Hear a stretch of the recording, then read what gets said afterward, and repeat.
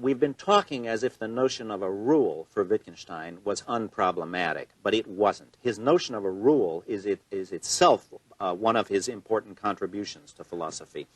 What he thought was, first of all, that rules don't block off all eventualities, that language isn't everywhere bounded by rules. Nothing is everywhere bounded by rules. There are always lots of gaps left open by any system of rules. He gives the example of throwing a tennis ball when you serve. There's no rule how high you have to throw it. But I suppose if somebody could throw the thing 5 miles high and we had to wait all day, they'd make a rule. I mean, the rules are never final. Now, another thing he said about rules is that rules are always subject to different interpretations. And if you've ever been through the income tax laws, you know this. I mean, the American history of it is a series of different interpretations.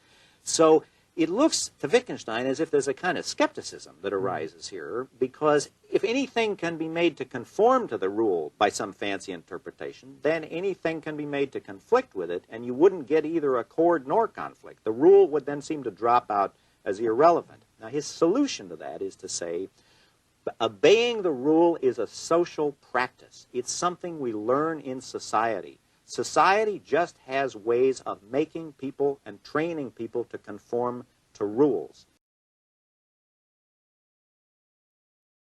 Now, he applies that to this whole private language problem. The problem of the private language is, could there be a language where I just named my own private sensations in a way that no one else could understand it?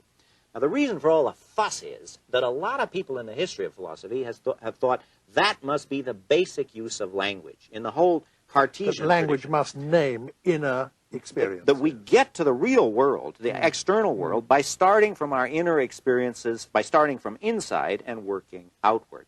Now, Wittgenstein wants to say two things about that. First of all, that isn't how the words for our inner experiences actually function. They don't name private objects. Rather, they're used in conjunction with public criteria, behavior, situations. So we're not, in fact, speaking a private language when we use sensation language.